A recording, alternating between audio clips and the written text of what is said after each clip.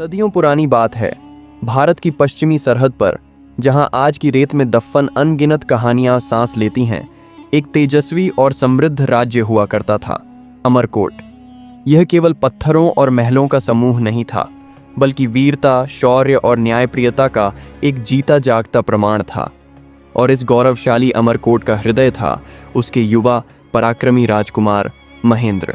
महेंद्र का नाम मात्र ही सुनकर रणभूमि में बड़े बड़े योद्धाओं के हाथ कांप उठते थे और उनकी अनुपम सुंदरता की चर्चाएं दूर दूर तक फैली हुई थीं।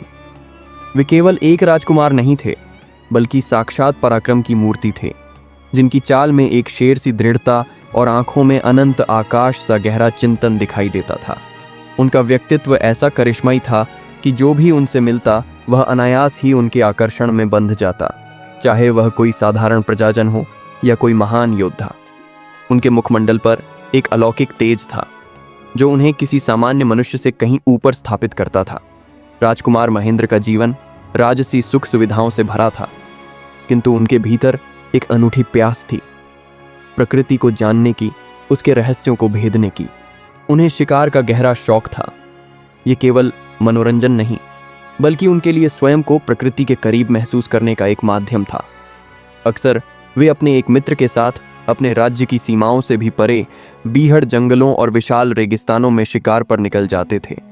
उनकी ये यात्राएं उन्हें केवल एक कुशल शिकारी नहीं बनाती थीं, बल्कि एक अन्वेषक भी बनाती थीं, जो अज्ञात रास्तों पर चलने का साहस रखता था। उनकी अदम्य भावना और खोज की लालसा ही उन्हें अक्सर अनजाने पथों पर ले जाती थी, जहां नियति स्वयं अपने अगले खेल की रचना करती थी। एक ऐसा ही दिन था जब महेंद्र और उनका मित्र एक फुर्तीले शिकार का पीछा करते हुए रेगिस्तान के भीतर गहरे उतरते चले गए। शिकार इतनी तेजी से भाग रहा था कि समय का भान ही न रहा और वे अपने राज्य की परिचित सीमाओं को पार कर गए। उस शिकार का पीछा करते करते वे वर्तमान राजस्थान के जैसलमेर क्षेत्र के उस विशाल रेगिस्तान में आ पहुंचे, जहां दूर दूर तक केवल रेत के टीले और खामोशी का राज्य था। सूर्य ढलने लगा था और क्षितिज पर लालिमा फैल रही थी, जो जल्द ही रात के काले आगोश में समाने वाली थी। यह एक ऐसी यात्रा थी जो उन्हें केवल शिकार तक सीमित नहीं रखने वाली थी, बल्कि एक ऐसी प्रेम गाथा की ओर ले जाने वाली थी जो सदियों तक अमर रहेगी। शिकार का पीछा करते करते जब दिन ढल गया और रेगिस्तान में चारों ओर अंधेरे की चादर बिछने लगी, तब महेंद्र और उनके मित्र एक ऐसी जगह आ पहुंचे जहां एक जीवनदायिनी नदी बह रही थी, घग्गर नदी। शिकार ने नदी के ठंडे पानी में छलांग लगा दी और उनकी पहुंच से दूर कहीं अंधेरे में गायब हो गया। अब उनके पास न शिकार था और न ही रात बिताने का कोई ठिकाना। रेगिस्तान की सर्द रातें अपनी भयावहता के लिए जानी जाती हैं, जहां एक भी क्षण का विलंब जानलेवा साबित हो सकता था। दूर दूर तक, मीलों तक केवल रेत के टीले और खामोशी पसरी हुई थी, जो उनके मन में एक अनजानी आशंका भर रही थी। ऐसे में जब आशा की हर किरण बुझने लगी थी, तभी क्षितिज पर नदी के उस पार एक अलौकिक भव्य रोशनी दिखाई दी। वह रोशनी केवल प्रकाश का एक पुंज नहीं थी, बल्कि उनके लिए जीवन की आशा का संकेत थी, एक ऐसी पुकार जो उन्हें अपनी ओर खींच रही थी। उस रोशनी को देखकर महेंद्र और उनके मित्र के हृदय में एक नई ऊर्जा का संचार हुआ। बिना किसी देरी के उन्होंने अपने अश्वों को संभाला और उस रोशनी का पीछा करते हुए घग्गर नदी को पार किया। नदी का पानी सर्द था, पर उनकी आंखों में एक लक्ष्य की चमक थी, एक ऐसी धुन जो उन्हें आगे बढ़ने का हौसला दे रही थी। जैसे ही उन्होंने नदी पार की, वे लोद्रवा राज्य की पावन भूमि पर आ पहुंचे। जिस महल से वह भव्य रोशनी आ रही थी, वह वास्तव में लोद्रवा की राजकुमारी मूमल का महल था। ये वही लोद्रवा था जिसके बारे में उन्होंने अनगिनत कहानियां सुन रखी थीं, जहां की राजकुमारी मूमल के सौंदर्य की चर्चाएं चारों दिशाओं में फैली हुई थीं। कहा जाता था कि मूमल केवल नाम नहीं, बल्कि साक्षात सौंदर्य का एक पर्याय थीं, एक ऐसी अनुपम प्रतिमा जिसे प्रकृति ने स्वयं अपनी सबसे अनमोल रंगों और भावों से गढ़ा था। महल के विशालकाय द्वार पर पहुंचकर महेंद्र और उनके मित्र ने अपना परिचय दिया। उन्होंने बताया कि वे अमरकोट के राजकुमार हैं और शिकार के दौरान रास्ता भटक गए हैं। उन्होंने रात बिताने और भोजन का विनम्र अनुरोध किया। महल के भीतर से आए दासों ने उनका भव्य स्वागत किया। लोद्रवा के शाही आतिथ्य ने उन्हें मंत्रमुग्ध कर दिया। उनकी खूब आवभगत की गई स्वादिष्ट भोजन परोसा गया और उन्हें आराम करने के लिए शाही कक्ष दिए गए। महेंद्र का हृदय एक अनजानी बेचैनी से भरा हुआ था। वे उस राजकुमारी को देखने के लिए उत्सुक थे जिसकी सुंदरता के चर्चे उन्होंने सुने थे और जिसने अपने महल की रोशनी से उन्हें इस अनजान भूमि तक खींचा था। नियति अब अपने अगले रहस्य को खोलने वाली थी, एक ऐसा रहस्य जो उनके जीवन को हमेशा के लिए बदल देगा। महेंद्र और उनके मित्र का लोद्रवा के भव्य महल में शाही सत्कार हुआ। थकी हुई यात्रा के बाद उन्हें स्वादिष्ट भोजन और आरामदायक शयन कक्ष दिए गए, जहां उन्होंने रात बिताई। अगली सुबह जब सूर्य की पहली किरणें रेगिस्तान की रेत पर अपनी सुनहरी आभा बिखेर रही थीं, अमरकोट लौटने की तैयारी की। वे लोद्रवा के आतिथ्य से अभिभूत थे और उनके मन में एक अनकहा रोमांच भरा हुआ था। तभी एक शाही दासी उनके सामने आई। उसकी चाल में विनम्रता थी, पर आंखों में एक संदेश की गंभीरता। उसने झुककर अत्यंत मधुर और सम्मानपूर्ण स्वर में कहा कि लोद्रवा की राजकुमारी मूमल उनसे मिलना चाहती हैं, परंतु एक अनूठी शर्त के साथ। वे दोनों उनसे अलग अलग मिलें। महेंद्र के मित्र, जो स्वभाव से कुछ अधिक सतर्क और संशयवादी थे, राजकुमारी की इस अनूठी शर्त से थोड़ा विस्मित हुए, पर शाही शिष्टाचार का पालन करते हुए वे पहले मूमल से मिलने के लिए सहमत हो गए। दासी उन्हें एक लंबे घुमावदार गलियारे से होकर ले गई।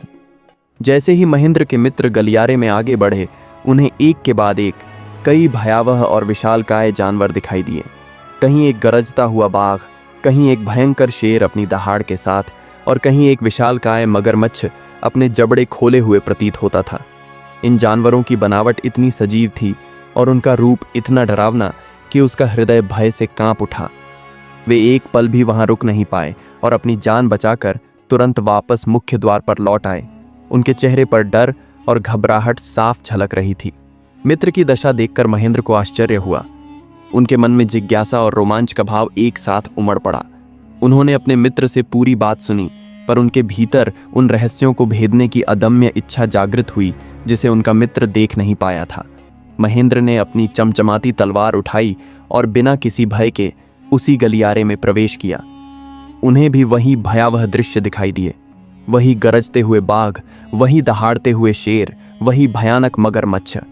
पर महेंद्र, जो पराक्रम और साहस की प्रतिमूर्ति थे, जरा भी नहीं डरे। उन्होंने अपनी तलवार निकाली और पूर्ण निडरता के साथ सबसे पहले एक विशालकाय शेर पर वार किया। उनकी तलवार जैसे ही शेर से टकराई, एक अजीब सी ध्वनि हुई और तभी उन्हें यह झांत हुआ कि ये सभी जानवर, जिन्हें उनके मित्र ने वास्तविक समझ लिया था, वास्तव में मोम के बने हुए थे। यह मूमल की बुद्धिमत्ता, कलात्मकता और विनोद प्रियता का एक अनूठा प्रदर्शन था, जिसे देखकर महेंद्र के होठों पर एक हल्की सी मुस्कान बिखर गई। उन्हें समझ आ गया कि मूमल केवल बाहरी सौंदर्य तक सीमित नहीं थीं, बल्कि एक विलक्षण बुद्धि की स्वामिनी थीं। महेंद्र मुस्कुराते हुए आगे बढ़े और अंततः वे मूमल के निजी कक्ष में पहुंचे। कक्ष का वातावरण अत्यंत शांत और सुगंधित था और वहां के कलात्मक सौंदर्य ने महेंद्र को मंत्रमुग्ध कर दिया। और फिर उनकी आंखें खुली की खुली रह गईं। सामने साक्षात सौंदर्य की देवी राजकुमारी मूमल बैठी थीं। उनका सौंदर्य इतना अलौकिक था कि महेंद्र पलक झपकाना भूल गए, मानो उनकी आंखों के सामने कोई दिव्य स्वप्न साकार हो गया हो।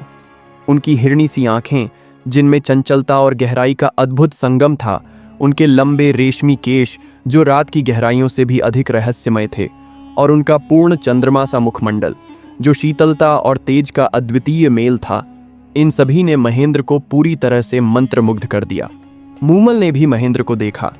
उनकी आंखों में वही पराक्रम, वही तेज और वही बुद्धिमत्ता थी जिसकी उन्होंने कल्पना की थी। यह केवल बाहरी रूप का आकर्षण नहीं था, बल्कि दो महान आत्माओं का मिलन था। एक ऐसा पल जिसने दोनों के हृदयों को एक दूसरे से अटूट रूप से जोड़ दिया। यह पहली नज़र का प्रेम था, एक ऐसा प्रेम जो नियति ने स्वयं उनके लिए लिखा था और जो अब अपनी अमर कहानी का आरंभ करने वाला था। मूमल के कक्ष में समय जैसे थम सा गया था। महेंद्र और मूमल एक दूसरे की आंखों में गहराई तक डूब चुके थे, जहां न शब्द थे और न किसी बाहरी दुनिया का भान। यह केवल पहली नज़र का आकर्षण नहीं था, बल्कि दो आत्माओं का मिलन था जिन्हें नियति ने सदियों से एक दूसरे के लिए बुना था। उनकी सुंदरता और वीरता का संगम ऐसा था मानो स्वर्ग से उतरे कोई दिव्य युगल हों। पूरी रात वे एक दूसरे से बातें करते रहे। उन्होंने अपने सपने साझा किए, अपनी आकांक्षाएं बताईं और अपने हृदय के सबसे गहरे विचारों को एक दूसरे के सामने खोलकर रख दिया। महेंद्र ने मूमल को अपनी वीरता के किस्से सुनाए, अपने राज्य अमरकोट के बारे में बताया और अपनी खोज की लालसा व्यक्त की। मूमल ने उन्हें लोद्रवा की संस्कृति, काक महल के रहस्य और अपनी कलात्मकता के बारे में बताया। हर बीतते पल के साथ उनके बीच का बंधन और गहरा होता गया, एक ऐसा बंधन जो शब्दों से परे था। मूमल महेंद्र के व्यक्तित्व और उनकी अदम्य वीरता से इतनी प्रभावित हुईं कि उन्होंने महेंद्र के भीतर एक ऐसा साथी पाया जिसकी उन्होंने कल्पना भी नहीं की थी। उनकी हिरणी सी आंखें, लंबे केश और चांद सा मुखमंडल महेंद्र को मंत्रमुग्ध कर गया था। मूमल की बुद्धिमत्ता, उसकी कलाओं में निपुणता और उसके विचारों की गहराई ने महेंद्र को यह एहसास कराया कि वह केवल एक सुंदर देह नहीं, बल्कि एक ऐसी आत्मा थी जिसके लिए वह सदियों से भटक रहा था। एक ऐसी आत्मा जो उसकी अपनी आत्मा का ही प्रतिबिंब थी। महेंद्र भी मूमल के लिए केवल एक राजकुमार नहीं थे, बल्कि साहस का प्रतीक, बुद्धिमत्ता की प्रतिमूर्ति और अदम्य प्रेम की परिभाषा थे। उनके संवाद केवल शब्दों का आदान प्रदान नहीं थे, बल्कि दो समान आत्माओं का मिलन था। दो ऐसे हृदय जो एक दूसरे की धड़कनों को सुन सकते थे। उन्हें लगा कि मूमल उनके सपनों की रानी है, वह आत्मा है जिसकी तलाश उसे बरसों से थी, जिसके लिए उसका हृदय तरस रहा था। सुबह की पहली किरणें जब महल के झरोखों से झांकने लगीं, तो महेंद्र को अमरकोट लौटने का विचार आया। उनका मन भारी हो गया, क्योंकि वे मूमल से एक पल भी दूर नहीं रहना चाहते थे। मूमल ने भी महेंद्र के चेहरे पर उभरती विवशता को भांप लिया था। उन्होंने महेंद्र से विवाह का प्रस्ताव रखा, यह जानते हुए कि उनका प्रेम अब अटूट हो चुका है। किंतु महेंद्र पहले से ही विवाहित थे और उनके कंधों पर अमरकोट की विशाल जिम्मेदारियां थीं। वे तुरंत इस प्रस्ताव को स्वीकार नहीं कर सके, पर वे एक दूसरे से अलग होने का विचार भी सहन नहीं कर पा रहे थे। उनके प्रेम की गहराई इतनी प्रबल थी कि दूरी का विचार ही असहनीय था। मूमल ने महेंद्र की विवशता को समझा, पर अपने प्रेम की शक्ति पर उन्हें अटूट विश्वास था। उन्होंने महेंद्र से एक वचन लिया, एक ऐसा वचन जो उनके प्रेम की डोर को कभी टूटने नहीं देता। उन्होंने महेंद्र से हर रात उनसे मिलने आने का वचन मांगा। यह कोई साधारण वचन नहीं था, क्योंकि अमरकोट से लोद्रवा तक की दूरी लगभग 100 मील थी और रेगिस्तान के कठिन रास्ते को हर रात तय करना लगभग असंभव था। पर महेंद्र का प्रेम इतना गहरा था कि उन्होंने सहर्ष यह वचन दिया। उनके लिए मूमल से दूर रहना जीवन जीने जैसा नहीं था। भारी मन से और मूमल के साथ फिर से मिलने की तीव्र इच्छा के साथ महेंद्र अमरकोट लौट गए। उनके मन में मूमल की यादें और उनके साथ बिताए गए स्वर्णिम पल घूम रहे थे और उनके हृदय में एक नई चुनौती थी, हर रात मूमल तक पहुंचने की। अमरकोट लौटकर महेंद्र का मन मूमल के विचारों में पूरी तरह खो चुका था। लोद्रवा में बिताई वह एक रात उनके जीवन का सबसे सुखद अनुभव बन चुकी थी और मूमल से बिछड़ने का विचार ही असहनीय था। उनके हृदय में हर पल मूमल के साथ फिर से मिलने की तीव्र उत्कंठा जागृत थी। किंतु एक बड़ी चुनौती उनके सामने थी, अमरकोट से लोद्रवा तक की लगभग 100 मील की दूरी को हर रात तय करना। यह एक लंबी और कठिन यात्रा थी, जिसमें रेगिस्तान के बीहड़ रास्ते, दिन की तपती रेत और रात की सर्द हवाएं शामिल थीं। किसी भी सामान्य व्यक्ति के लिए रोजाना इतनी दूरी तय करना असंभव सा लगता था और महेंद्र को अपनी शाही जिम्मेदारियों को भी निभाना था, जिससे उनकी अनुपस्थिति किसी को पता न चले। महेंद्र ने अपनी इस समस्या का समाधान खोजने का निश्चय किया। उन्होंने अपने राज्य के सबसे अनुभवी ऊंट पालकों में से एक से संपर्क किया।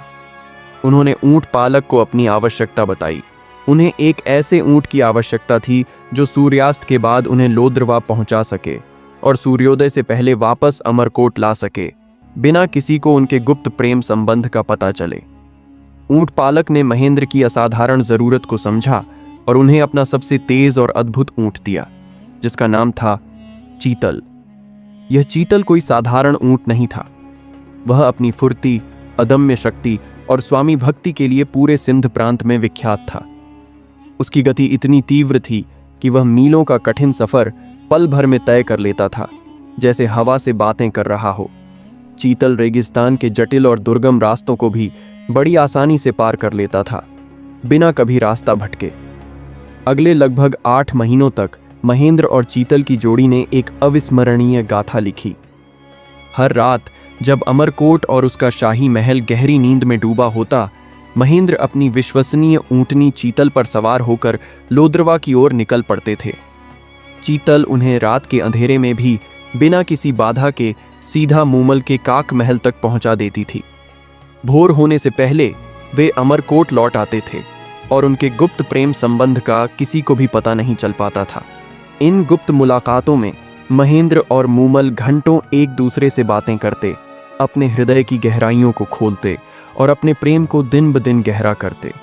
हर रात उनकी आत्माएं एक दूसरे से मिलतीं और उनके प्रेम की लौ और अधिक प्रज्वलित होती जाती। मूमल के लिए महेंद्र केवल एक प्रेमी नहीं थे, बल्कि वह साहस और निष्ठा का प्रतीक थे, जिसने असंभव को संभव कर दिखाया था। महेंद्र के लिए मूमल जीवन का वह सार थी जिसके लिए वे सदियों से तरस रहे थे। उनका प्रेम दिनों दिन बढ़ता गया और वे एक दूसरे के बिना रह नहीं पाते थे, मानो उनके जीवन का आधार ही एक दूसरे में समाहित हो गया हो। यह उनके प्रेम की शक्ति का प्रमाण था, एक ऐसा प्रेम जो दूरी, समय और समाज की सीमाओं से परे था। लगभग 8 महीनों तक महेंद्र का गुप्त प्रेम निर्बाध रूप से चलता रहा। हर रात चीतल उन्हें मूमल के पास ले जाती और भोर होने से पहले वे अमरकोट लौट आते। किंतु इस गुप्त प्रेम की एक कीमत थी। महेंद्र अपनी पत्नियों की उपेक्षा करने लगे थे। अमरकोट के शाही महल में उनकी पत्नियां, जो अब तक अपने राजकुमार के नियमित आगमन की आदी थीं, उनके हर रात गायब होने पर संदेह करने लगी थीं। महेंद्र का व्यवहार बदल गया था। वे दिन भर राजकाज में लीन रहते, पर रात होते ही उनके मन में लोद्रवा की ओर उड़ने की तीव्र उत्कंठा जाग उठती थी। उनकी यह बदलती हुई दिनचर्या और महल में उनकी अनुपस्थिति ने पत्नियों के मन में गहरी बेचैनी पैदा कर दी। उन्होंने महसूस किया कि उनके पति का प्रेम अब किसी और दिशा में बह रहा है, और यह एहसास उनके लिए असहनीय था। पत्नियों ने मिलकर इस रहस्य को सुलझाने का निश्चय किया। उन्होंने महेंद्र की सबसे छोटी पत्नी से बात की, जो स्वभाव से भोली और अक्सर महेंद्र के करीब रहती थी। छोटी पत्नी ने पुष्टि की कि महेंद्र हर रात कहीं जाते हैं। उसने बताया कि महेंद्र रात के गहरे अंधेरे में महल से निकल जाते हैं और सुबह होने से ठीक पहले वापस लौट आते हैं। यह जानकारी पत्नियों के संदेह को और पुख्ता कर गई। उन्हें लगा कि महेंद्र अवश्य ही किसी और स्त्री के प्रेम में पड़ गए हैं। अपनी ईर्ष्या और महेंद्र को वापस पाने की चाहत में पत्नियों ने मिलकर एक योजना बनाई। उन्होंने अपनी इस चिंता को महेंद्र की मां तक पहुंचाया। मां, जो अपने पुत्र के कल्याण के लिए चिंतित थीं, उन्होंने भी इस रहस्य को जानने का निश्चय किया। महेंद्र की मां ने सबसे छोटी पत्नी को एक कार्य सौंपा। उन्होंने उससे कहा कि जब महेंद्र अगली सुबह लौटें तो वह उनकी हालत पर ध्यान दे, विशेषकर इस बात पर कि वे कैसे दिखते हैं और उन पर क्या प्रभाव पड़ा है। अगली सुबह जब महेंद्र अपनी गुप्त यात्रा से लौटे तो छोटी पत्नी ने गौर किया कि वे पूरी तरह से भीगे हुए थे। उनके बालों से पानी की बूंदें टपक रही थीं और उनके वस्त्र भी नम थे। उसने यह बात तुरंत महेंद्र की मां को बताई। मां ने अपने पुत्र के बालों से टपकते पानी का स्वाद चखा। उस पानी का स्वाद लेते ही उन्हें तुरंत पहचान हो गई। यह घग्गर नदी का पानी था। उन्हें क्षण भर में सारी बात समझ आ गई। उन्हें पता चल गया कि उनका पुत्र राजकुमार महेंद्र राजकुमारी मूमल से मिलने लोद्रवा जाता है, जिसका महल घग्गर नदी के पास ही स्थित है। इस सत्य का पता चलते ही महेंद्र की पत्नियों का क्रोध और ईर्ष्या भड़क उठी। वे अपने पति के इस गुप्त प्रेम संबंध को किसी भी कीमत पर तोड़ना चाहती थीं, और इसके लिए उन्होंने एक भयानक षड्यंत्र रचने का निश्चय किया। नियति अब अपने सबसे क्रूर खेल का आरंभ करने वाली थी, जिसकी चपेट में आकर एक अमर प्रेम कहानी त्रासदी में बदलने वाली थी। महेंद्र की पत्नियों ने जब यह जान लिया कि राजकुमार हर रात लोद्रवा में मूमल से मिलने जाते हैं, तो उनके हृदय में ईर्ष्या की अग्नि भड़क उठी। उन्हें लगा कि मूमल उनके पति को उनसे छीन रही है और इस अपमान को वे सहन नहीं कर सकीं। अपनी ईर्ष्या और महेंद्र को वापस पाने की तीव्र चाहत में उन्होंने एक भयानक और क्रूर योजना बनाई। उनकी योजना का लक्ष्य था महेंद्र और मूमल के मिलन को हमेशा के लिए तोड़ देना और इसके लिए उन्हें सबसे पहले उस चीज को खत्म करना था जो महेंद्र को हर रात मूमल तक ले जाती थी, उनकी प्रिय और विश्वसनीय ऊंटनी चीतल। चीतल, जो महेंद्र के गुप्त प्रेम का मूक गवाह थी, अब उनके षड्यंत्र का पहला शिकार बनने वाली थी। एक रात और चीतल अस्तबल में विश्राम कर रही थी, तब उनकी पत्नियों ने अपनी योजना को अंजाम दिया। उन्होंने छिपकर चीतल को झड़ दे दिया। सुबह होने से पहले जब महेंद्र अमरकोट लौटे और चीतल को तैयार करने के लिए अस्तबल पहुंचे तो उनके पैरों तले जमीन खिसक गई। उन्होंने अपनी प्रिय चीतल को मृत पाया। चीतल का निष्प्राण शरीर देखकर महेंद्र गहरे सदमे में आ गए। उनके लिए चीतल केवल एक ऊंटनी नहीं थी, बल्कि एक वफादार साथी थी जिसने उनके प्रेम को संभव बनाया था। चीतल के बिना लोद्रवा पहुंचना अब असंभव प्रतीत हो रहा था। उनका हृदय भारी हो चुका था और उन्हें चिंता हुई कि अब वे मूमल से कैसे मिल पाएंगे, क्योंकि लोद्रवा तक का मार्ग चीतल के बिना तय करना लगभग नामुमकिन था। चीतल के जाने से महेंद्र का मन पूरी तरह विचलित हो चुका था, पर मूमल से मिलने की तीव्र इच्छा उनके हृदय में अभी भी धधक रही थी। बिना एक पल की देरी किए वे तुरंत उसी ऊंट पालक के पास गए जिसने उन्हें चीतल दी थी। महेंद्र ने ऊंट पालक को चीतल की मृत्यु की दुखद खबर सुनाई और उससे एक और ऊंट मांगा जो चीतल जितना ही तेज हो, ताकि वे अपनी प्रियतमा मूमल से मिल सकें। ऊंट पालक, जो महेंद्र की व्याकुलता को समझ रहा था, उसने उन्हें एक मादा ऊंटनी दी। ये मादा ऊंटनी भी चीतल जितनी ही फुर्तीली और शक्तिशाली थी, पर उसकी अपनी कुछ विशेषताएं और सीमाएं थीं। ऊंट पालक ने महेंद्र को एक महत्वपूर्ण चेतावनी दी। उसने कहा, राजकुमार, यह ऊंटनी उतनी ही तेज है जितनी चीतल, पर इसे कभी मारना नहीं और न ही इस पर ज्यादा बल प्रयोग करना। यदि आपने इसे क्रोध में या जल्दबाजी में चाबुक मारा तो यह रेगिस्तान में रास्ता भटक सकती है और फिर आप अपने गंतव्य तक नहीं पहुंच पाएंगे। महेंद्र ने ऊंट पालक की बात पर ध्यान दिया और उस नई ऊंटनी को लेकर लोद्रवा की ओर अपनी अगली यात्रा के लिए तैयार हो गए।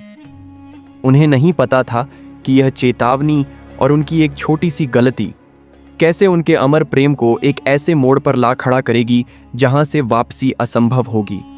नई मादा ऊंटनी को पाकर महेंद्र के हृदय में मूमल से मिलने की तीव्र उत्कंठा फिर जागृत हो उठी।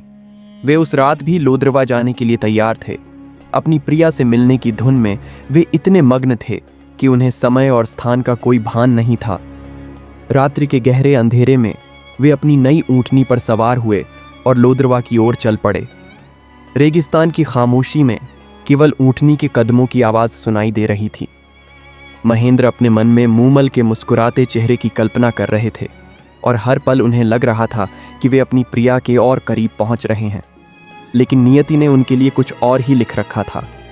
अपनी अति उत्सुकता और कुछ अधीरता में महेंद्र ने अनजाने में वह गलती कर दी जिसकी चेतावनी ऊंट पालक ने दी थी। उन्होंने मादा ऊंटनी को चाबुक मार दिया।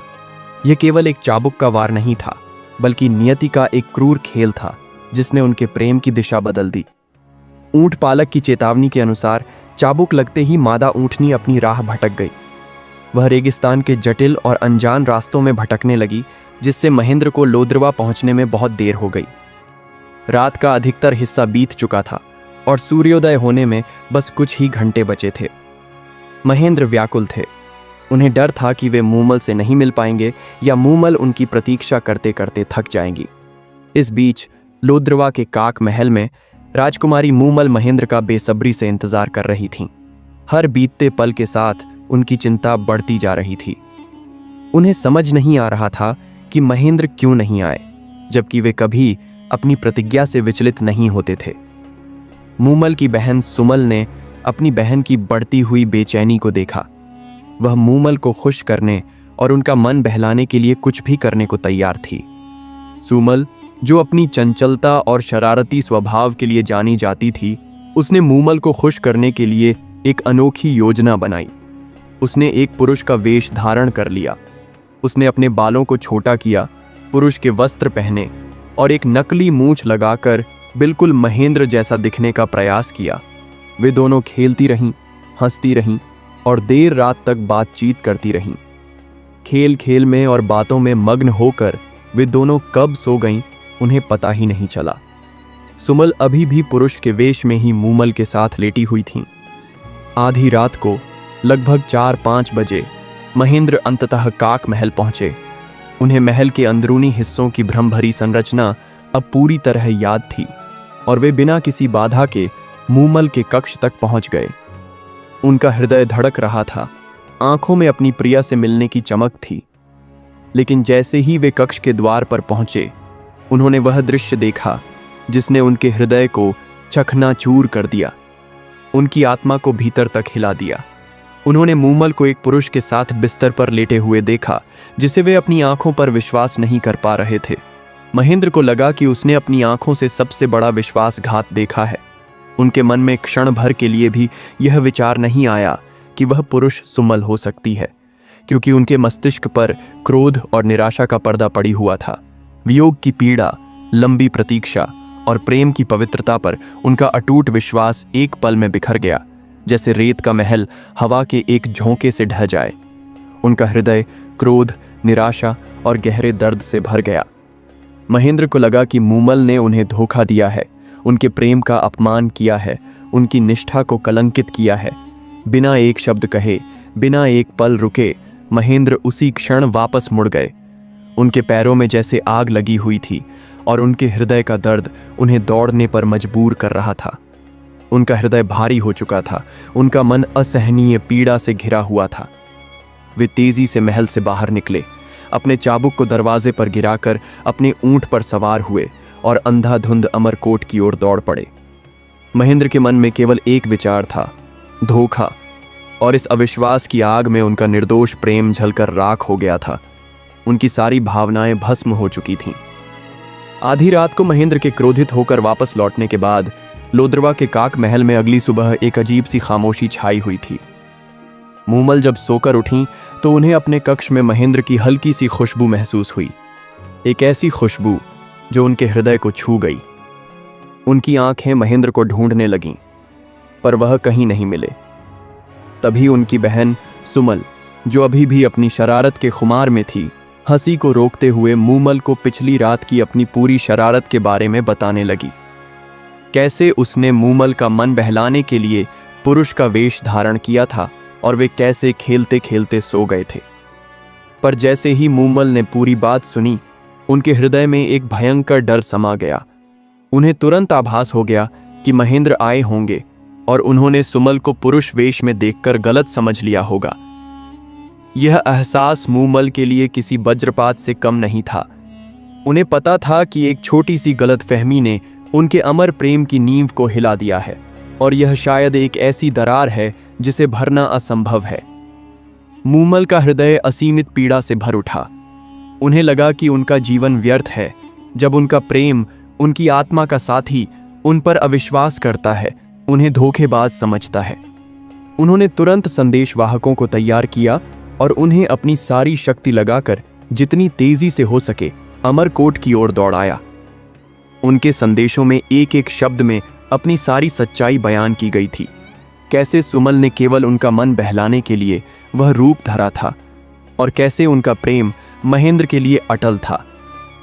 हर पत्र में उनकी पीड़ा, उनका पश्चाताप और महेंद्र के प्रति उनका अटूट प्रेम छलकता था, मानो उनके आंसुओं से लिखे गए हों। वह आशा करती थी कि शायद एक पत्र ही महेंद्र के हृदय तक पहुंच जाए और वह सत्य को स्वीकार कर ले, उसकी आंखें सत्य को पहचान लें। किंतु महेंद्र के हृदय में अविश्वास की दीवार इतनी ऊंची उठ चुकी थी और क्रोध का पर्दा उसकी आंखों पर ऐसा पड़ा हुआ था कि कोई भी सत्य उस तक पहुंच नहीं पा रहा था।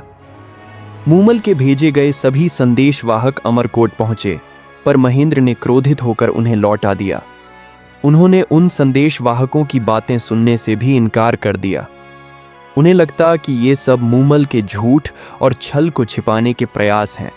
महेंद्र ने अपने सारथी राणा से भी इस विषय पर बात करना बंद कर दिया था, क्योंकि राणा मूमल की सच्चाई को जानता था और महेंद्र को समझाने का प्रयास करता था। महेंद्र के लिए मूमल का विश्वासघात एक कड़वी सच्चाई बन चुका था, जिसे वह किसी भी कीमत पर झुठलाने को तैयार नहीं था, भले ही उसकी आत्मा इस द्वंद्व में जल रही थी।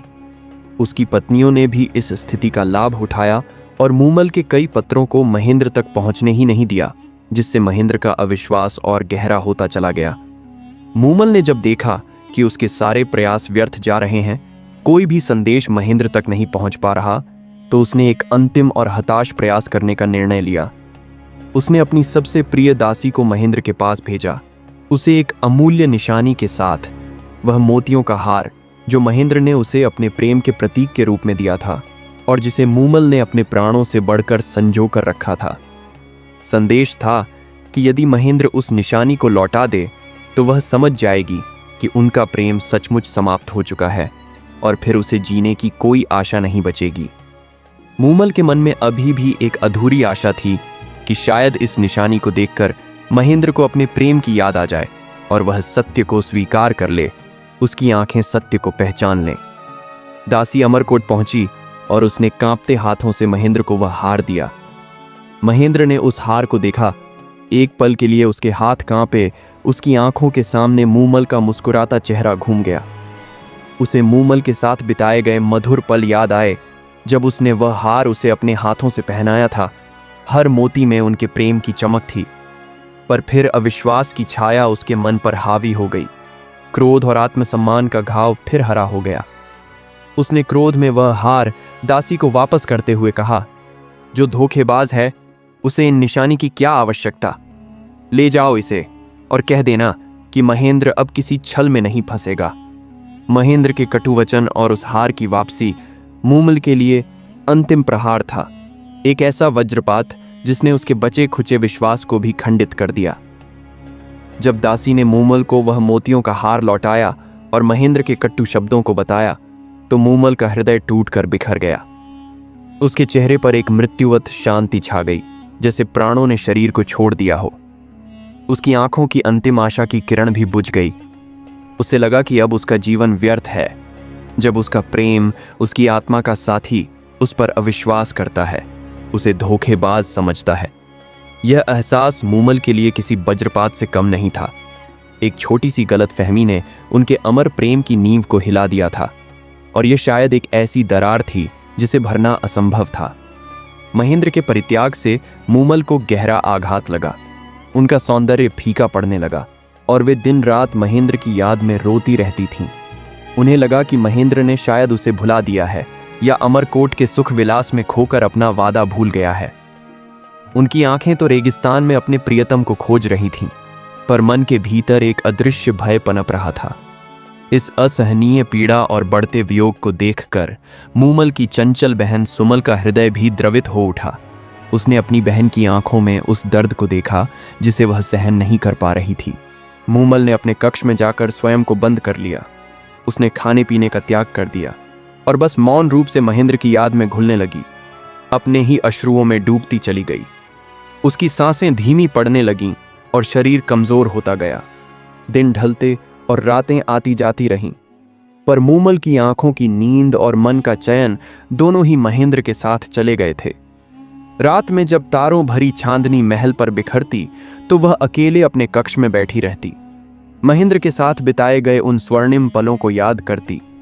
उसे याद आता महेंद्र का चेहरा, उसकी बातें, उसके स्पर्श, हर स्मृति एक तीखे तीर की तरह उसके हृदय को भेदती थी। उसकी आंखों से अश्रुधारा बह निकलती, जो उसके प्रेम की अथाह गहराई और विरह की असहनीय पीड़ा का प्रमाण थी। कुछ ही दिनों में मूमल का शरीर विरह की अग्नि और अपमान की पीड़ा से कमजोर पड़ गया।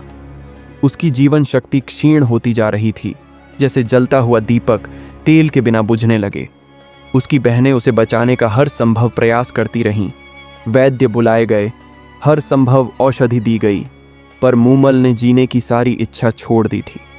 वह बस महेंद्र के प्रेम में डूबी, उसकी यादों के साथ अपने अंतिम पलों का इंतजार कर रही थी, ताकि उसकी आत्मा शांति पा सके। लोद्रवा के काक महल में, जहां कभी प्रेम की मधुर गूंज थी, अब एक राजकुमारी के मौन विरह की गाथा लिखी जा रही थी, जो अपने प्रेमी के अविश्वास की कीमत चुका रही थी, एक ऐसी कीमत जो प्राणों से भी बढ़कर थी। अंततः मूमल ने अमरकोट जाने का फैसला किया। उन्होंने अपने सेवकों के साथ महेंद्र से मिलने की कोशिश की, लेकिन महेंद्र ने यह कहकर मिलने से इनकार कर दिया कि वे बीमार हैं। मूमल वहीं रुकी रहीं, रोज संदेश भेजती रहीं, लेकिन महेंद्र ने अपनी नाराजगी के कारण उनसे मिलने से मना कर दिया। अंत में मूमल ने गायकों के माध्यम से महेंद्र तक अपनी व्यथा और उस रात की सच्चाई पहुंचाई। गायकों के गीत सुनकर महेंद्र को मूमल की बेगुनाही पर विश्वास होने लगा और उन्होंने उससे मिलने का फैसला किया। लेकिन मिलने से पहले वे उसकी परीक्षा लेना चाहते थे। उन्होंने एक दरबारी को मूमल के पास भेजा और यह झूठी खबर दी कि महेंद्र को एक काले सांप ने काट लिया है और उनकी मृत्यु हो गई है। यह विनाशकारी खबर सुनते ही मूमल सदमे से वहीं गिर पड़ी और उनकी मृत्यु हो गई। जब महेंद्र को यह विनाशकारी खबर मिली कि उनकी प्रिया मूमल उनके मरने की झूठी खबर सुनकर प्राण त्याग चुकी हैं, तो वे गहरे शोक और अपराध बोध से भर गए। उनके कठोर हृदय पर वज्रपात हुआ और अविश्वास की सारी दीवारें ढह गईं। क्रोध और अहंकार का पर्दा आंखों से हट गया और उन्हें तुरंत आभास हुआ कि उन्होंने कितनी भयंकर गलती की है कि उनकी प्रिय मूमल निर्दोष थी और उनके धोखे का आरोप पूरी तरह से बेबुनियाद था। महेंद्र का हृदय एक पल में टूट गया, जैसे कोई सूखा वृक्ष अचानक दो टुकड़ों में बंट जाए। उन्हें मूमल के वे सभी पत्र याद आए, वे संदेश याद आए जिन्हें उन्होंने क्रोध में ठुकरा दिया था। उन वादों की गूंज सुनाई दी जो कभी उन्होंने एक दूसरे से किए थे। उन्हें सुमल की उस निर्दोष शरारत का सच समझ आया जिसे उन्होंने धोखा मान लिया था। महेंद्र को लगा मानो उनके अपने ही हाथों ने अपने सबसे पवित्र प्रेम का गला घोंट दिया हो। उनकी आंखों से अश्रुधारा बह निकली जो अब तक रोके हुए क्रोध और अविश्वास के बांध तोड़ चुकी थी, और उनके चेहरे पर पश्चाताप की गहरी रेखाएं उभर आईं। यह केवल आंसू नहीं थे, यह पश्चाताप की अग्नि थी जो उनकी आत्मा को जला रही थी, एक ऐसी आग जो उन्हें जीवन भर भस्म करती रहेगी। बिना एक पल की देरी किए महेंद्र ने अपने अश्व को तैयार करवाया। उन्होंने कोई परवाह नहीं की कि उन्हें कहाँ जाना है, कि लोग क्या कहेंगे। बस मूमल के पास पहुंचने की धुन में वे पागलों की तरह लोद्रवा की ओर भागे। उनका हृदय पश्चाताप की अग्नि में जल रहा था और उन्हें केवल मूमल को एक अंतिम बार देखने की तीव्र इच्छा थी, उससे क्षमा याचना करने की। भले ही वह अब जीवित न हो, भले ही वह उसे सुन न पाए। उनका अश्व भी अपने स्वामी के इस असीम दुख को महसूस कर रहा था और वह हवा से बातें करता हुआ दौड़ता रहा, जैसे वह भी मूमल तक जल्द से जल्द पहुंचना चाहता हो ताकि अपने स्वामी की पीड़ा को कम कर सके। जब महेंद्र लोद्रवा पहुंचे तब तक बहुत देर हो चुकी थी। मूमल का अंतिम संस्कार हो रहा था। उन्होंने दूर से चिता की अग्नि को जलते हुए देखा और उनका हृदय चीत्कार कर उठा जैसे उनके प्राण निकल रहे हों। वे दौड़ते हुए चिता की ओर बढ़े, पर मूमल का शरीर अग्नि में विलीन हो रहा था और उसके साथ ही उनका अधूरा प्रेम भी जलकर राख हो रहा था। महेंद्र चिता के पास पहुंचे और फूट फूट कर रोने लगे। उनकी आवाज रेगिस्तान की हवा में घुल गई। उन्होंने अपने हाथों से उस जलती हुई चिता को छुआ, मानो वह अपनी प्रियतमा को अंतिम बार छूना चाहता हो, उसकी गर्मी महसूस करना चाहता हो। पर अब केवल राख और धुआं ही बचा था और मूमल की मीठी यादें। मूमल की चिता के सामने महेंद्र ने अपने अविश्वास और अपनी मूर्खता के लिए गहरा पश्चाताप किया। उन्हें अपने प्रेम की गहराई और अपनी गलती का एहसास हुआ, लेकिन तब तक बहुत देर हो चुकी थी। मूमल की याद में पागल होकर और अपने गहरे शोक तथा अपराध बोध में डूबे हुए महेंद्र भी कुछ ही समय बाद उसी दुख में अपने प्राण त्याग दिए। इस प्रकार मूमल और महेंद्र की प्रेम कहानी एक दुखद अंत के साथ अमर हो गई, जो आज भी राजस्थान के लोक गीतों और कहानियों में गाई जाती है। प्रेम की एक ऐसी मिसाल जो गलत फहमी और पश्चाताप से भरी थी। उनकी कहानी इस बात का प्रमाण है कि कैसे एक छोटी सी भूल और अविश्वास की छाया दो पवित्र आत्माओं के प्रेम को अकाल मृत्यु दे सकती है। लोद्रवा और अमरकोट की रेत में आज भी उनकी कहानी गूंजती है, जो हमें प्रेम में विश्वास और धैर्य रखने का संदेश देती है, ताकि कोई और प्रेम कहानी इस तरह अधूरेपन में समाप्त न हो जाए।